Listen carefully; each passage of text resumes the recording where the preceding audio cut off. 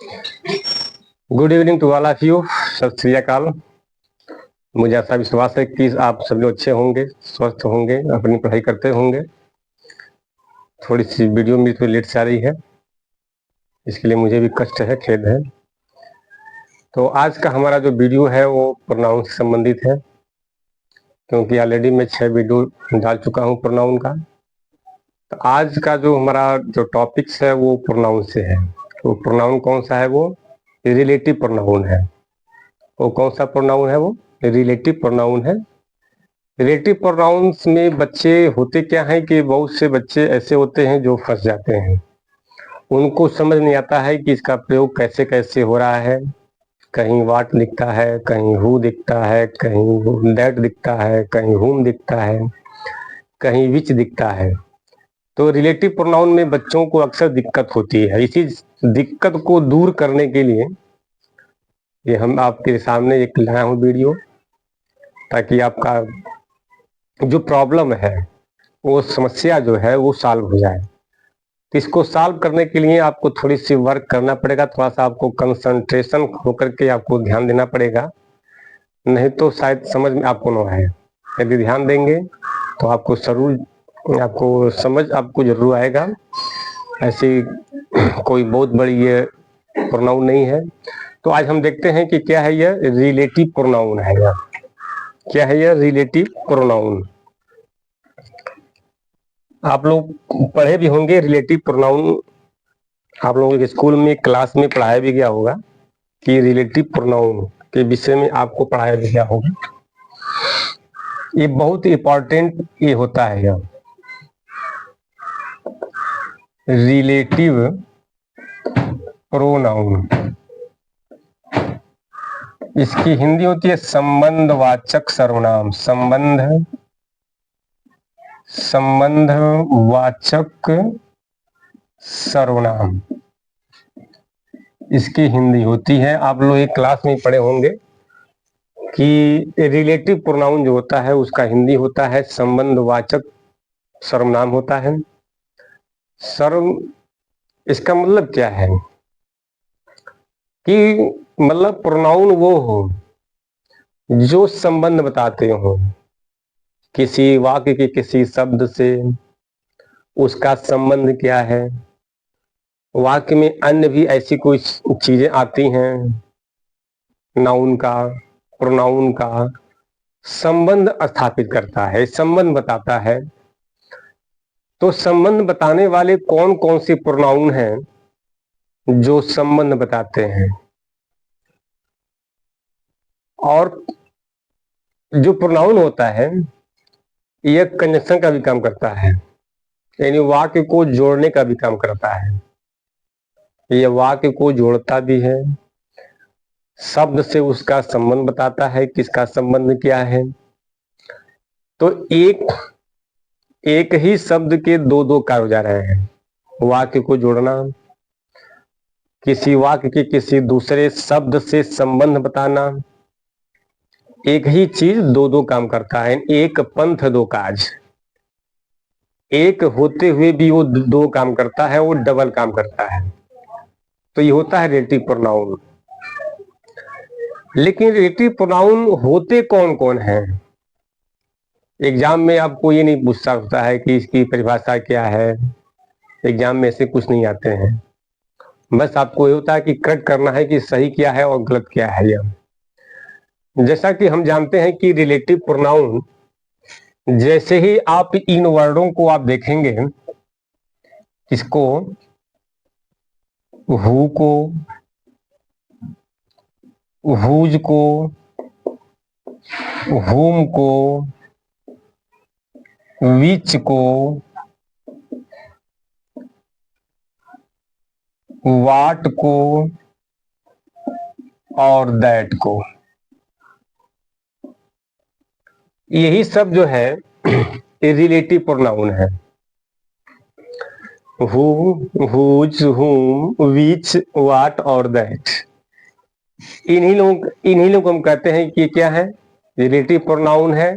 और यही लोग जो है वाक्य को जोड़ते भी हैं, वाक्य को जोड़ने का भी काम करते हैं और संबंध बताने का भी काम करते हैं। यही जो हु, हुज, हुम, विच, वाट और दैट। दैट को छोड़ दिया जाए तो जो आप देख रहे हैं कि जो डब्लू परिवार के जो मेंबर हैं, जैसे डब्लू से हु, डब्लू से हुज, डब्लू से हुम, डब्लू से विच और वाट, इन्हीं को हम इंट्रोगेटिव प्रोनाउन भी कहते हैं। इनको जो है हम इंट्रोगेटिव प्रोनाउन में भी हम देखते हैं, और इन्हीं को रिलेटिव प्रोनाउन भी कहते हैं, इन्हीं को इंट्रोगेटिव प्रोनाउन भी कहते हैं। जब ये वाक्य में जब सबसे पहले आते हैं, दैट को छोड़ दिया जाए इन सबों को, तो जब डब्लू परिवार जब वाक्य के सबसे पहले आता हो और वाक्य के अंत में क्वेश्चन मार्क लगा हो, तो समझ जाना कि यह इंट्रोगेटिव प्रोनाउन हुआ। जब डब्लू परिवार जब किसी सेंटेंस के पहले आता है और उस सेंटेंस जहां खत्म होता है यदि वहां पर क्वेश्चन मार्क लग गया, तो समझ जाना कि यह इंट्रोगेटिव प्रोनाउन है, अर्थात ये प्रश्न पूछने का काम करता है। वह इंट्रोगेटिव सेंटेंस में आते हैं। यही लोग प्रश्न पूछने का काम करते हैं। तो जब ये किसी सेंटेंस में हु, हुज, हुम और विच जो है, यदि जब आप देखे होंगे आ जाता है, तो ये अक्सर क्वेश्चन पूछने का काम करते हैं। लेकिन जब यही हु, हुज, हुम, वाट और दैट जब किसी वाक्य में दिखते हो और उस वाक्य के अंत में फुल स्टॉप लगा हो, जब ये सब वर्ड्स जो है दैट, वाट, विच, हुज, हुम, ये सब जब किसी सेंटेंस में आए हो और उस सेंटेंस के अंत में क्वेश्चन मार्क न लगा हो, फुल स्टॉप लगा हो, तो समझ जाना कि यह रिलेटिव प्रोनाउन का काम कर रहा है। जब सेंटेंस में डब्लू एस परिवार आ गया हो, उसके अंत में क्वेश्चन मार्क लगा हो, तो समझ जाना कि यह रिलेटिव प्रोनाउन नहीं है, यह इंट्रोगेटिव प्रोनाउन है। और जब यही वर्ड्स किसी सेंटेंस में आ गए और उसके अंत में फुल स्टॉप लगा हुआ है, तो समझ जाना कि यह रिलेटिव प्रोनाउन है। आया ध्यान से? थोड़ा और ध्यान दीजिए कि जब यही शब्द इंट्रोगेटिव प्रोनाउन में होते हैं, जब यही शब्द इंट्रोगेटिव प्रोनाउन में होते हैं, तो इनका अर्थ भी अलग होता है। रिलेटिव प्रोनाउन में इनका अर्थ अलग हो जाता है। होता क्या है कि इंट्रोगेटिव प्रोनाउन में इनका अर्थ निकलता है ककारवाचक से। आप कहेंगे ककारवाचक क्या होता है? यानी इनका जो अर्थ जो निकलता है वो क से निकलता है। जैसे मान लीजिए मैंने कहा हु मने कौन, हुज किसका, किसको, कौन सा और क्या, इनका अर्थ ये हुआ। चलिए मैं यहां लिख देता हूं कि हु का मतलब आप क्या निकालते हैं? कौन से। हुज का मतलब किसका, किसको, किसको, कौन सा, यही अर्थ इसका निकलता है इंट्रोगेटिव प्रोनाउन में। और वाट मीन्स होता है क्या। इसी को हम कहते हैं ककारवाचक। इसका नाम होता है। और जब इसी का अर्थ निकलता हो जकारवाचक में, यानी इसका अर्थ निकलता हो जौ से, तब हम इसको कहते हैं कि ये रिलेटिव प्रोनाउन है। अर्थात इसको हम कह सकते हैं यह इंट्रोगेटिव प्रोनाउन में निकलता है। यह इंट्रोगेटिव जो है प्रोनाउन में, ये इनका अर्थ निकलता है कौन, किसका, किसको, कौन सा, क्या, यानी ककारवाचक बोलते हैं। और जब यही शब्द जब रिलेटिव प्रोनाउन में आते हैं तो इनका अर्थ भी थोड़ा चेंज हो जाता है और इनका अर्थ निकलता है जकारवाचक से। जैसे मान लीजिए इसका भी देख लीजिए थोड़ा सा कैसे होगा। जैसे हु, तो हु का मतलब जो, हु का मतलब जो हो जाएगा। हुज का मतलब जिसका, हुम का मतलब जिसको, विच का मतलब, विच का मतलब क्या होगा, ध्यान दीजिए। हु, हु का क्या निकलता है, जो से निकलता है। हु का मतलब जो, हुज का मतलब हो जाएगा जिसका, जिसका, जिसको,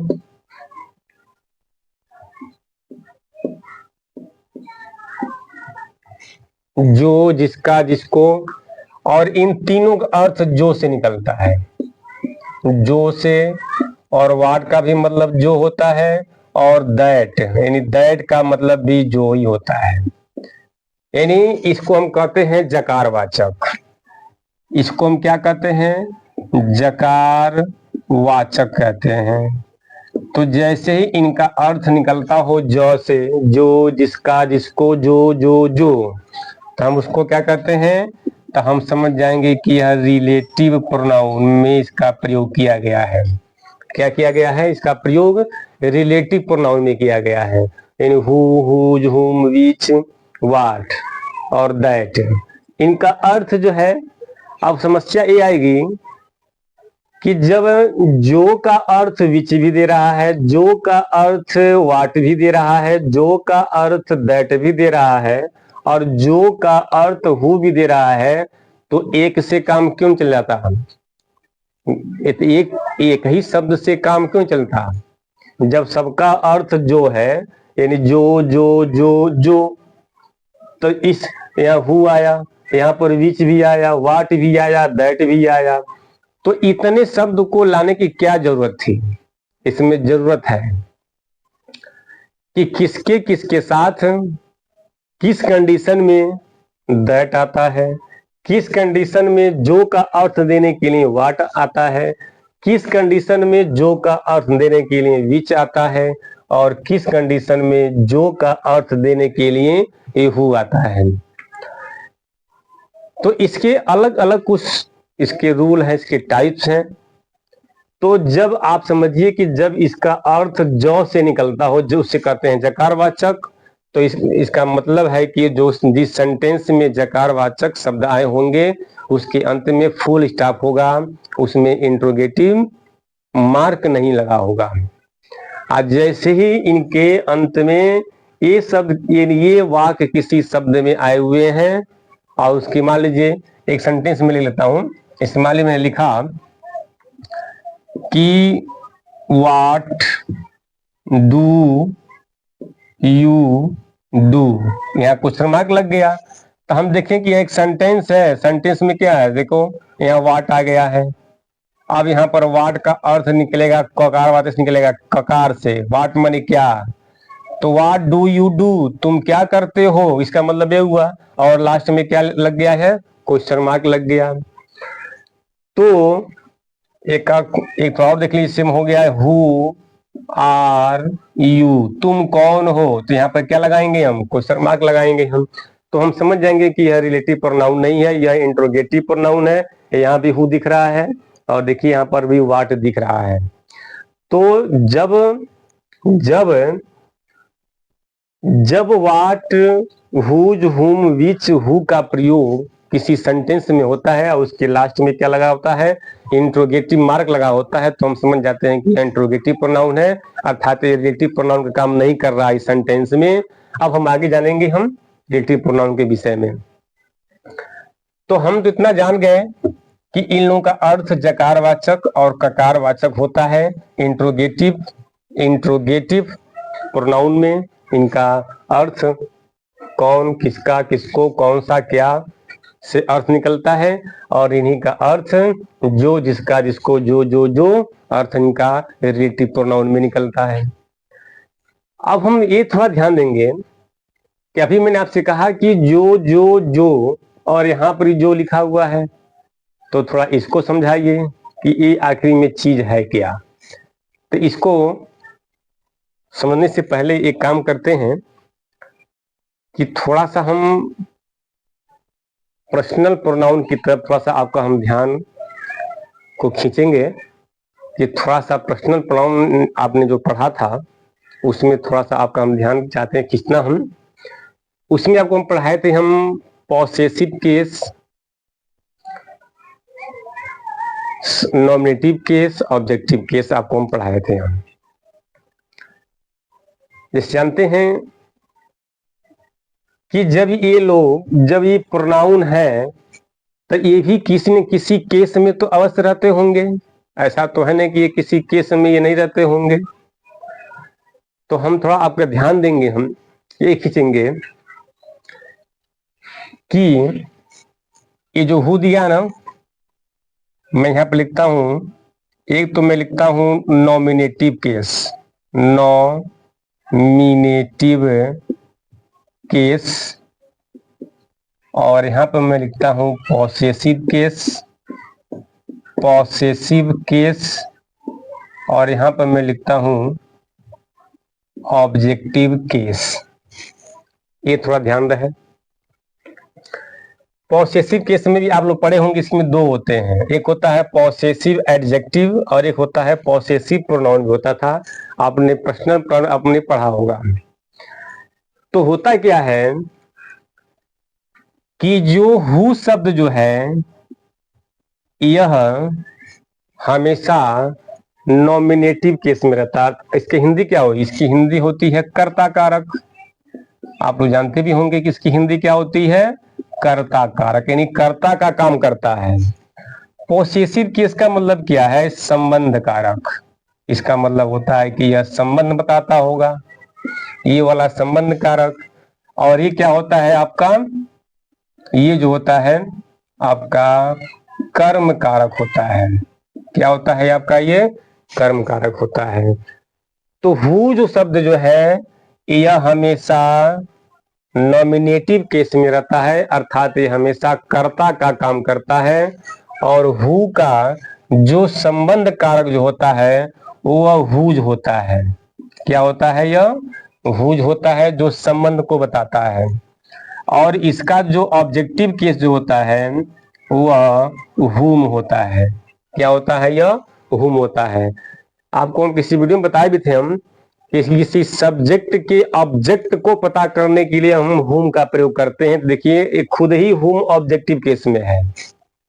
व्हाट और हुम, क्या और किसको का प्रश्न करने पर, यानी वर्ब में क्या और किसको का जब हम प्रश्न करते थे तो हमको क्या मिलता था? उस वर्ब का ऑब्जेक्ट मिलता था। तो देखिए हुम खुद ही ऑब्जेक्टिव केस में है। आए समझ में बात? तो होता क्या है, एक होता है आपका विच। तो विच जो होता है यह कर्ता विकारक में होता है, और यही जो है विच क्या होता है? यह नहीं ऑब्जेक्टिव केस में होता है ना, यही ऑब्जेक्टिव केस में होता है। ऑब्जेक्टिव केस में भी विच होता है, और इसका जो संबंध जो कारक होता है वह होता है ऑफ विच होता है। क्या होता है इसका संबंध कारक? वो ऑफ विच होता है। विच और विच, जैसे आपने पढ़ा था कि सेकेंड पर्सन का जो प्रोनाउन था वह ऑब्जेक्टिव केस में भी यू होता है, और यहाँ होता था योर, संबंध कारक में होता था। क्योंकि सेकेंड पर्सन की हमने पढ़ा है प्रोनाउन में कि यू क्या है? ऑब्जेक्टिव केस में भी वाई ओ यू, और नॉर्मेटिव केस में भी क्या होता है? वाई ओ यू ही होता है। उसी प्रकार से विच और ये क्या है? ये विच मतलब दोनों क्या है? यह सेम स्पेलिंग ऑब्जेक्टिव केस में और सेम स्पेलिंग नॉमिनेटिव केस में भी होता है। और इसका जो संबंध जो कारक होता है वह ऑफ विच होता है। क्या होता है? यह ऑफ विच होता है। इतनी बातें तो शायद आप लोग समझ गए होंगे कि हु, हुज, हुम, इसे आपने पढ़ा होगा ना, we, our, us, I, my, mine, me. आपने पढ़ा होगा you, your, you, they, their, them. आप लोगों की एक चार्ट होगी ना, जो चार्ट बनाई जाती है पर्सनल प्रोनाउन में, तो पर्सनल प्रोनाउन में जो चार्ट बनता है उसमें सब वो चार्ट में लिखा होता है कि कौन सब्जेक्टिव केस में है, कौन पॉसेसिव केस में है और कौन ऑब्जेक्टिव केस में है। ये सभी चीजें आपको पढ़ाई गई हैं। पर्सनल प्रोनाउन आप लोग पढ़ लीजिएगा, वो चार्ट भी देख लीजिएगा। तो उसी तरह से ये भी जो होता है कि हु, हुज, हुम, विच, ऑफ विच, विच, इसको याद कर लीजिए। जैसे आपने पहले पढ़ा था ना कि यू, योर, यू होता है, तो इसको मैं क्यों लिखा हूं, इसको समझाने के लिए, क्योंकि यहाँ भी विच है, यहाँ पर विच है, तो यहाँ पर भी यू है, तो यहाँ पर भी यू है।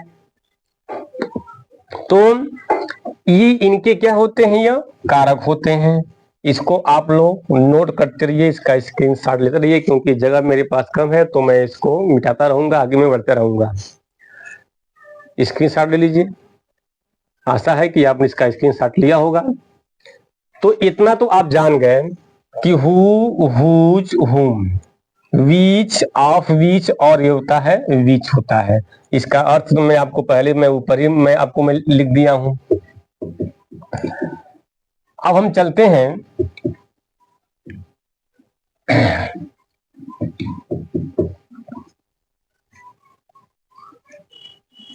अब इसमें हम ये देखते हैं कि हु का हम थोड़ा सा पहले हम देखते हैं कि प्रयोग क्या होता है, क्योंकि हु का मतलब जो होता ही है।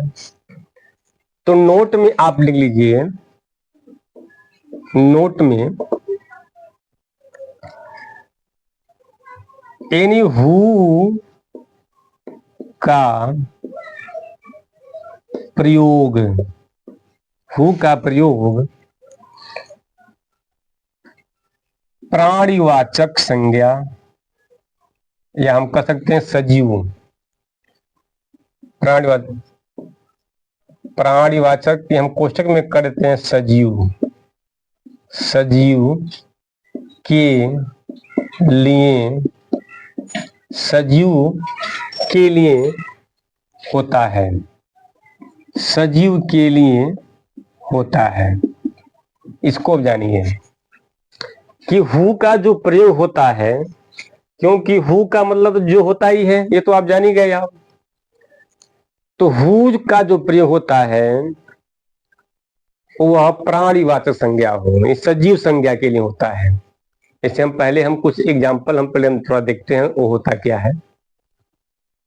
जैसे मान लीजिए मैंने एग्जाम्पल में, और थोड़ा इसको थोड़ा देख लीजिए नोट में, एक होता है विच, क्या होता है विच, विच का प्रयोग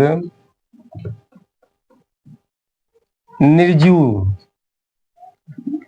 निर्जीव, निर्जीव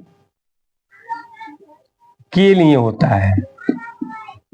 क्या होता है, निर्जीव के लिए होता है।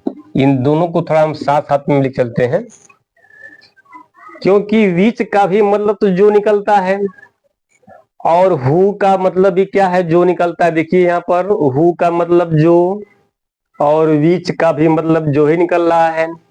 अंतर यही है कि यदि कोई सजीव है, प्राणिवाचक संज्ञा है, तो उसके लिए हम हु का हम प्रयोग करेंगे हम। आज जहां पर विच का प्रयोग होगा वह क्या होता है, वो निर्जीव के लिए होता है। इसका मतलब है कि ये दोनों आपस में उल्टे हैं। सजीव के लिए हु का प्रयोग और निर्जीव के लिए विच का हम प्रयोग करते हैं। क्या करते हैं हम उसको सजीव के लिए हु का प्रयोग, निर्जीव के लिए हम प्रयोग करते हैं, हम विच का हम प्रयोग करते हैं। किसका करते हैं, विच का। इसका मतलब भी है कि मस्क्यूलिन जेंडर, फेमिनाइन जेंडर के लिए हम प्रयोग करते हैं हु का, और न्यूट्रल जेंडर के लिए मतलब या तो कोई बहुत छोटा सा प्राणी हो, इसे एंट होता है, चींटी होती है, तो हम उसके लिए यानी न्यूट्रल जेंडर के लिए हम विच का भी हम प्रयोग करते हैं, न्यूट्रल जेंडर। क्योंकि न्यूट्रल में क्या होता है, अक्सर जो है वो न्यूज आती हैं, या तो बहुत कोई छोटी सी जीव होती है जैसे एंट में चींटी वो आती है, तो न्यूट्रल जेंडर के लिए हम क्या करते हैं, विच का प्रयोग करते हैं। फेमिनाइन मस्क्यूलिन जेंडर के लिए हम हु का हम प्रयोग करते हैं। थोड़ा एग्जाम्पल थोड़ा देखेंगे होगा कैसे।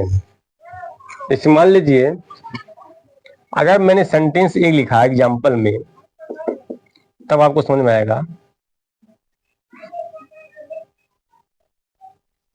दिस इज ए बॉय, तो बॉय तो क्या हो गया, बॉय तो सजीव लगता है, सजीव है, लड़का है, सजीव होगा।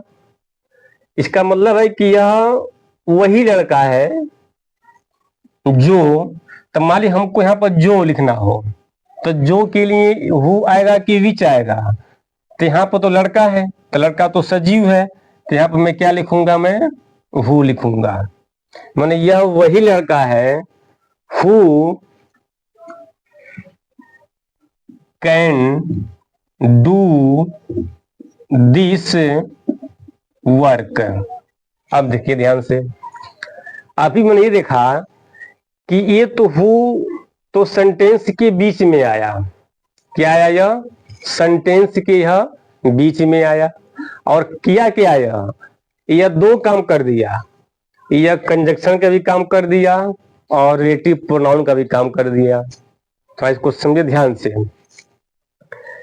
ये हु आया ना, तो हु के बगल में जो नाउन आपको दिख जाए उसको हम एंटीसीडेंट बोलते हैं। क्या बोलते हैं उसको, हम एंटीसीडेंट बोलते हैं, क्योंकि एंटीसीडेंट मतलब है पूर्व पद जिसके लिए आता है। अब ध्यान दीजिए, कहता है कि यह एक लड़का है, दिस इज ए बॉय, या बोल सकते हैं ही इज बॉय भी बोल सकते हैं। यह एक लड़का है जो यह कार्य कर सकता है।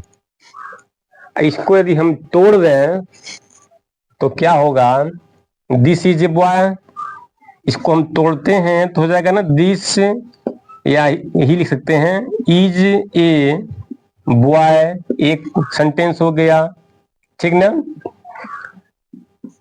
This boy can do this work हो गया। क्या हो गया, यह वर्क हो गया। अब देखिए दो सेंटेंस था और दोनों सेंटेंस में क्या है, मतलब बॉय आ रहा है, तो बॉय के लिए हु आया, और हम जानते हैं ना कि बॉय तो सजीव है, लड़का है। अब मैंने क्या किया, मैंने इसको जोड़ दिया। अब देखिए क्या हुआ, ध्यान से, ये तो आपका बॉय शब्द क्या है, आपका ये नाउन है, क्योंकि ये दिस तो डेमोन्स्ट्रेटिव होता है प्रोनाउन। मैंने क्या कहा कि इस बॉय को हटाने के लिए और वाक्य को जोड़ने के लिए मैंने क्या यहां लगा दिया, यहां पर मैंने हु लगा दिया। अब क्या हुआ, ये दो सेंटेंस पहले था, अब एक सेंटेंस हो गया, थोड़ी सी दूरी भी कम हो गई, थोड़ा स्याही भी कम लगा, और यह वाक्य एक बन गया, और फुल स्टॉप यहाँ लगा। देखिए यहाँ पर फुल स्टॉप भी लगा है, इसका मतलब है कि यह एक अलग सेंटेंस है, और यहाँ से यहाँ तक भी एक अलग सेंटेंस है। ये दो सेंटेंस हो गए। मैंने पहले भी कहा कि जो प्रोनाउन होता है वह दो मतलब वो वाक्यों को जोड़ता भी है, शब्दों को भी जोड़ देता है, वाक्य को भी जोड़ता है, और वह संबंध बताता है अपने एंटीसीडेंट का। वाट को छोड़ दिया जाए, वाट को छोड़ दिया जाए तो वाट का कोई एंटीसीडेंट नहीं होता है, लेकिन इन सब का एंटीसीडेंट जरूर होता है। वाट को देखा जाए तो वाट के साथ नाउन नहीं आता है, उसका एंटीसीडेंट नहीं होता है, नाउन प्रोनाउन नहीं आता है, लेकिन बाकी का देखा जाए तो इनका सबका एंटीसीडेंट होता है, यानी पूर्व पद होता है, वह किसी न किसी नाउन या प्रोनाउन के लिए ही आते हैं। तो हमने ये देखा कि इस हु के आ जाने से ये दिस बॉय का काम समाप्त। दो अक्षर में था, अब दो अक्षर में भी था, यहाँ एक अक्षर हो गया, और यहाँ से फुल स्टॉप भी गायब और दिस बॉय भी गायब, यानी दोनों लोग गायब केवल एक शब्द के आ जाने से, और वाक्य एक बन गया। तो हम कहेंगे कि दिस इज ए बॉय, माने यह वही लड़का है कि जो यह काम कर सकता है, तो यहाँ पर हु आया किसके लिए? हु आया है बॉय के लिए। हु का मतलब जो का मतलब कौन? लड़का, यानी यही लड़का ने काम कर सकता है। देखिए कौन ये काम कर सकता है? लड़का। तो हु के लिए हु आया है किसके लिए? बॉय के लिए आया है। तो हम पहले जानते हैं कि बॉय तो क्या सजीव है, बॉय तो निर्जीव है नहीं, बॉय तो सजीव है, निर्जीव तो है नहीं वो। तो इसलिए इसका अर्थ क्या निकला कि यह एक लड़का है जो यह काम कर सकता है। इसकी हिंदी ये निकलेगी कि यह एक लड़का है जो यह काम कर सकता है। आप तो समझ गए होंगे। ए बॉय क्या है? हु का एंटीसीडेंट है, मतलब पूर्व पद है, वो जिसके लिए आया है। हु आया किसके लिए? हु आया है बॉय के लिए। आज समझ में? होता क्या है कि इसी के अनुसार इधर वर्ब भी आती है, इसके अनुसार वर्ब नहीं आती है। ये इसका जो एंटीसीडेंट जो होता है, जिस नाउन के लिए ये आता है, उसी नाउन के अनुसार ही इधर वर्ब भी आती है। यदि यह सिंगुलर है तो सिंगुलर वर्ब आएगी, है कि नहीं है? बहुवचन में है तो बहुवचन में वर्ब आएगी। तो इसके अनुसार वर्ब इधर की नहीं आएगी, जिसको वो जोड़ रहा है। किसके अनुसार आएगी? जिसके लिए ये आया है, ये इसी के अनुसार ही यहाँ पर वर्ब आएगी। प्लूरल है तो प्लूरल, सिंगुलर है तो सिंगुलर वर्ब लेती है। तो अब देखिए क्या किया, ये अब क्या कर दिया, इसका संबंध किससे है? तो बॉय से है। हु का संबंध किससे है? तो बॉय से है। हु का एंटीसीडेंट कौन है? तो बॉय है। हु का अर्थ क्या निकलता है? जो निकलता है। तो जो का अर्थ तो वही ये भी देते हैं, इनका क्यों नहीं? इसलिए नहीं क्योंकि हु आता है सजीव के लिए। तो सेंटेंस को जैसे मैंने पढ़ा उसमें लड़के की बात हो रही है, तो लड़का क्या है? लड़का तो एक सजीव है, वो तो निर्जीव तो है नहीं वो। अब आगे बढ़ते हैं, थोड़ा हम देखते हैं, थोड़ा सा हम देखते हैं सजीव निर्जीव के लिए क्या है। इस सेंटेंस को आप नोट करिए, आगे और थोड़ा देखते हैं जिसमें विच का प्रयोग किया गया हो, जिसमें विच का प्रयोग किया गया हो। जैसे मान लीजिए हम जानते हैं कि किताब होती है ना, किताब। जैसे मान लीजिए मैंने एग्जाम्पल में लिखा, एग्जाम्पल में द बुक, द बुक मैंने लिखा, तो हम जानते हैं कि बुक मीन्स क्या होता है? किताब। किताब जो, अब हम यहाँ पर अगर लाते हैं कि द बुक, बुक मैंने किताब, तो हम जानते हैं किताब तो भाई क्या है? वो तो सजीव है नहीं, वो तो निर्जीव होता है यार। तो बुक जो है वो निर्जीव है। अब मैं कह रहा हूं कि जो, यानी जो किताब, तो यहां पर हम लिख सकते हैं विच। क्या लिखेंगे हम? विच। विच का मतलब जो का मतलब बुक।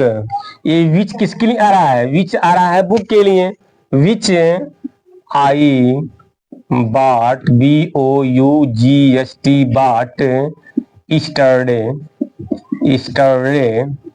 स्टरडे is fine. मान लीजिए एक सेंटेंस है। अब थोड़ा इसमें ध्यान दीजिए कि हम ये देख रहे हैं कि द बुक विच मैंने जो, यानी किताब, यानी वह किताब जो मैंने कल खरीदा वो अच्छी थी, मतलब अच्छी है वो। यानी जो किताब मैंने कल खरीदा वह किताब क्या है? वो अच्छी किताब है। तो हम क्या देख रहे हैं, यदि यदि यहाँ पर अब क्या हो गया? विच का यह एंटीसीडेंट कहलाएगा। क्या कहलाएगा? यह एंटीसीडेंट कहलाएगा।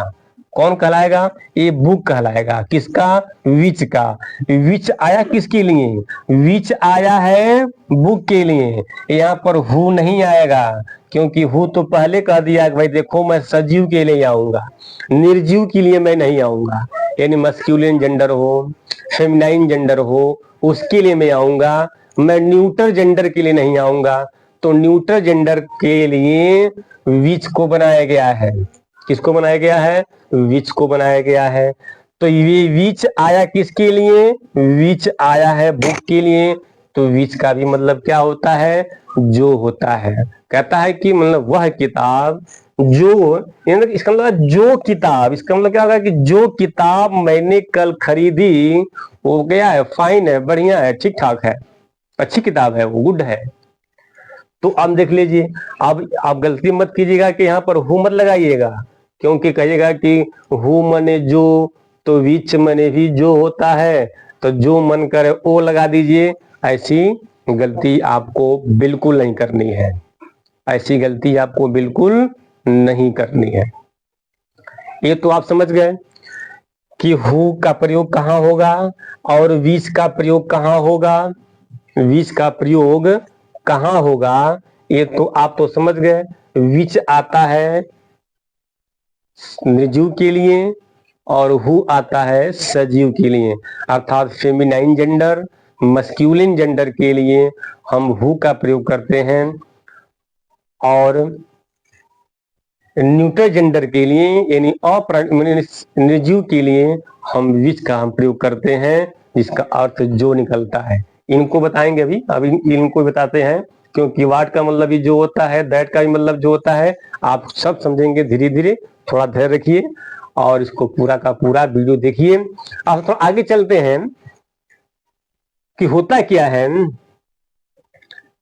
कि निर्जीव के यानी जहां पर विच आ गया वहां पर हु नहीं आएगा, और जहां पर हु आ गया वहां पर विच नहीं आएगा, क्योंकि दोनों का अर्थ जो निकलता है। हु का भी मतलब जो और विच का भी मतलब क्या हो गया, ये जो ही होता है। लेकिन अब क्या होता है, इस दैट का भी मतलब जो निकलता है। दैट का मतलब क्या है, यह जो निकलता है। तो होता क्या है कि दैट कहता है कि देखो भाई, तुम्हारा भी अर्थ जो, विच का अर्थ जो, तो मेरा भी तो अर्थ जो होता है। तो हुआ ठीक है। तो कहता क्या है कि मेरे पास वो पावर है, वो कैपेसिटी क्षमता है कि हम तुम्हारी जगह पर, हम तुम्हारे दोनों की जगह पर मैं आ सकता हूं। तुम्हारे दोनों जो लोग जहां जहां आप लोग आते हैं वहां पर हमारे पास पावर है कि मैं वहां पर भी आ सकता हूं, यानी हु की जगह पर भी और मैं विच की जगह पर भी मैं आ सकता हूं। ऐसे आना चाहिए विच को, आना चाहिए हु को, लेकिन वो क्या करेगा, वो चाहे तो वह हु को भी रिप्लेस कर सकता है। जगह तो हु का है, घर तो हु का है, घर तो विच का है, लेकिन हु के भी घर को कब्जा कर सकता है दैट, और विच के भी घर को कब्जा कर सकता है दैट। इतना पावर है दैट में। आई बात समझ में? तो दैट भी कहता है कि जो, कहता है कि अर्थ मैं वही दूंगा, लेकिन मेरे पास वो पावर है कि मैं तुम्हारे भी घर को कब्जा कर सकता हूं, यानी हु के भी घर को कब्जा कर सकता हूं, और विच के घर को भी मैं कब्जा कर सकता हूं। दैट में इतना पावर है। आई बात समझ में? तो यदि अब मान लीजिए मैंने यही लिखा कि the book which I bought yesterday is fine, तो आप देखिए कभी होता क्या है कि इस विच की जगह पर कहीं कहीं दैट भी मिला होता है, दैट लिखा होता है। ये भी सही है, क्योंकि घर तो है विच का, लेकिन कब्जा कर रखा है विच की जगह पर, एक कब्जा कर रखा है दैट, क्योंकि दैट के पास वो शक्ति दिया है, ग्रामर वालों ने वो शक्ति दिया है कि तुम्हारे को, तुम पावरफुल हो कि तुम चाहो तो हु के घर को कब्जा कर लो, तुम चाहो तो विच के भी घर को कब्जा करके के तुम वहां पर रह सकते हो। तो यहाँ पर विच की जगह पर दैट भी आ सकता है। सेंटेंस में कोई गलती नहीं होगी, अर्थ में कोई गलती नहीं होगी, यानी विच की जगह पर दैट आ सकता है। अब इसके पहले जो सेंटेंस में लिखा था कि ही इज ए बॉय या this is a boy who can do this work, वहां पर भी ये दैट जा सकता है। इतना इसके पास पावर दिया गया ग्रामर ने, यानी हु का जो जगह है उस जगह को भी हथियाने का पावर दैट के पास है। ऐसे मान लीजिए इसके पहले जो सेंटेंस में लिखा था कि मान ली हो गया कि he is a boy who can do this work, ये सेंटेंस मैंने पहले लिखा था। माने यह वही एक लड़का है जो यह काम कर सकता है। अब बताइए यहाँ पर तो हु आया है ना, इस हु के घर यानी यह स्थान तो हु के लिए है क्योंकि ये तो लड़का है, सजीव है, हु आएगा। लेकिन हु के जगह पर हु क्या करेगा, इनको रिप्लेस कर देगा। इनको भी चलो, इनको भी मैं कर दिया रिप्लेस, यानी यहाँ पर दैट आ गया। ये क्या किया, हु के घर को कब्जा कर लिया। और यहाँ पर भी क्या हुआ जी, यहाँ पर भी दैट आएगा। यहाँ पर विच का घर था तो विच के घर को कब्जा किया, यहाँ पर विच के घर को कब्जा कर लिया, और यहाँ पर जो है हु के घर को कब्जा कर लिया। लेकिन घर किसका है, घर तो है हु का, घर तो है हु का, और यहाँ पर घर है विच का, यहाँ पर जगह है विच का, यहाँ पर जगह है किसका, यहाँ पर जगह है हु का। लेकिन कब्जा कौन किया, दैट कर लिया, क्योंकि दैट का भी अर्थ जो से निकलता है, और हु दैट का अर्थ जो से निकलता है, वाट का दैट का अर्थ जो से निकलता है। तो हु और विच का घर की कब्जा को करने की पावर कौन रखता है, तो दैट रखता है। लेकिन कुछ कुछ ऐसे भी जगह हैं जहां पर दैट क्या करता है, वहां पर दैट ही जाता है। वो कुछ कुछ ऐसे भी जगह होते हैं जहां पर केवल दैट ही जाता है। क्या जाता है, वहां पर दैट ही जाएगा। उसको थोड़ा सा हम देखते हैं कि वो ऐसे कौन कौन से शब्द हैं जहां पर दैट जो है वो जाता है। देखिए ध्यान से, दैट, क्योंकि हम जानते हैं कि दैट का भी अर्थ क्या निकलता है, वह जो से निकलता है। अब ध्यान दीजिए,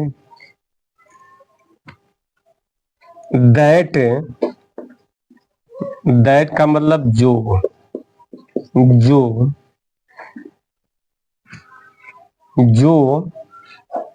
यह निम्नलिखित क्या होते हैं, ये जो है निम्नलिखित, यदि वाक्य में कुछ ऐसे भी शब्द आ जाए, वाक्य में कुछ ऐसे भी शब्द आपको देखने को मिल जाए, वहां पर जो है ये आ सकता है। जैसे मान लीजिएगा एनीथिंग, मच हो, आल हो, मच हो, नन हो, नो वन हो। इसका प्रयोग हम आपको पढ़ा चुके हैं पिछले वीडियो में, हमने इसको आपको हम पढ़ाए भी थे। हम नन हो, नो वन हो। एक चीज और देख लीजिए, अगर मान लीजिए सुपरलेटिव डिग्री हो, क्या हो, सुपरलेटिव क्या हो आपका, ये डिग्री हो, ये वहां पर आता है। Plus the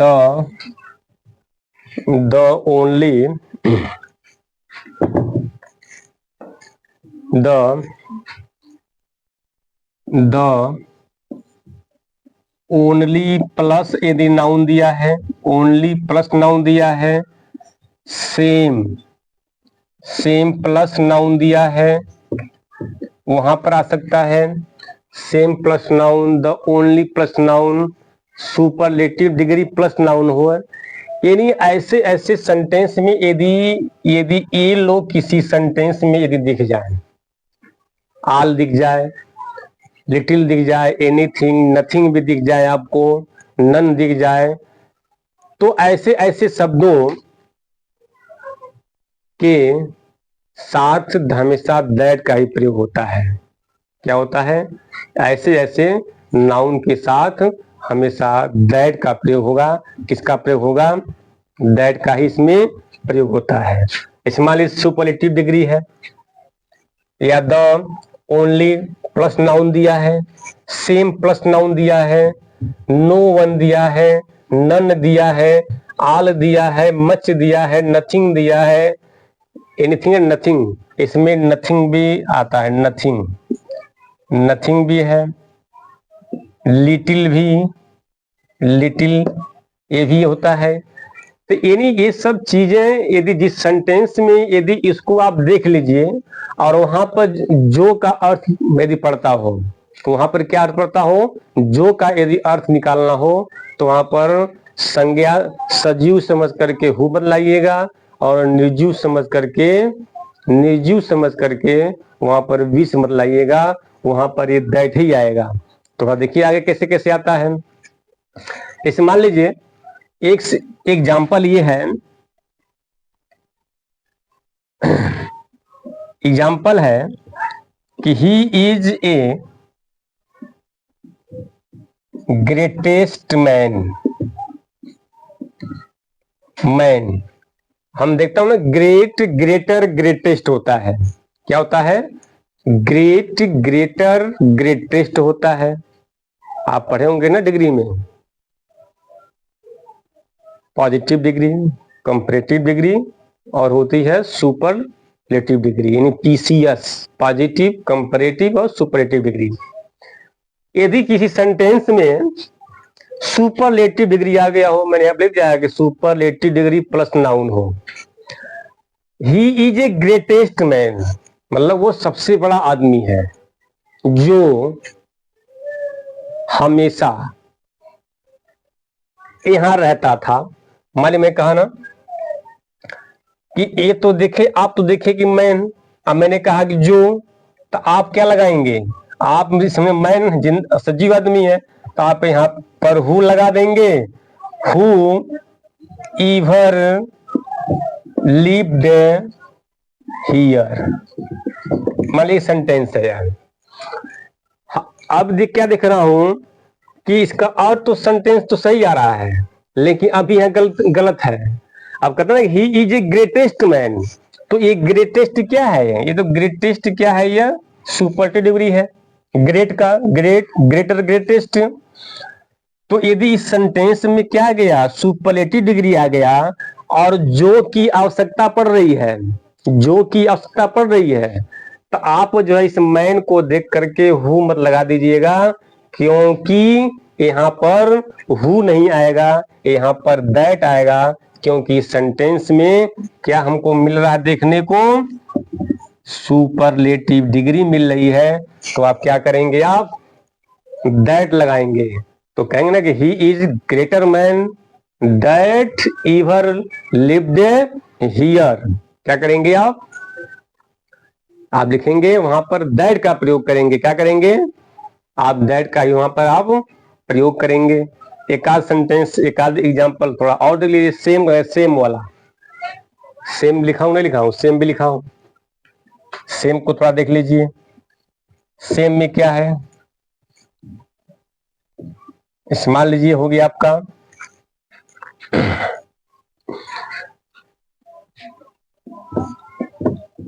this is the same boy, same boy यानी यह वही लड़का है जो उसे बचाया। तो मान लीजिए आप क्या लिखेंगे? कहेंगे लड़का है तो आप लिखेंगे हु सेव्ड हर, लिखेंगे आप, ये लिखेंगे ना? आप देख लीजिए, this is the same boy, मतलब यह वही लड़का है जो उसे बचाया। इसका हिंदी अर्थ निकल रहा है, लेकिन यहां पर मैं क्या देख रहा हूं कि हु आ गया, और हु के पहले क्या है? एंटीसीडेंट भी है, यानी इस हु के लिए हु आ रहा है। तो आप तो इन पढ़े हैं कि सजीव के लिए आता है, हु आता है, इसका एंटीसीडेंट है नहीं। थोड़ा भी देखिए कि same plus noun, same plus noun में लिखा हूं और सेम के बाद नाउन है ये है, और इसी नाउन के लिए यहाँ पर ये हु आ रहा है। तो हु तो बिल्कुल नहीं आएगा। यहाँ पर क्या आएगा, यहाँ पर दैट आएगा। इसकी कंडीशन है कि भले ही वह प्राणीवाचक हो, सजीव हो, लेकिन वहां पर हु नहीं जाएंगे, वहां पर दैट ही जाएगा जो का अर्थ देने के लिए। तो this is the same boy that saved her, मतलब यह वही लड़का है जो लड़का उसे बचाया। इसका मतलब क्या हुआ, जो लड़का उसे बचाया। होता है कि हर कौन होता है, लड़की नहीं आता है ना, हर कोई लड़की थी उसको बचाया। तो दैट का मतलब जो का मतलब लड़का, यही लड़का उसको बचाया। तो यहाँ पर जो है हु का प्रयोग नहीं होगा, विच का भी प्रयोग नहीं होगा।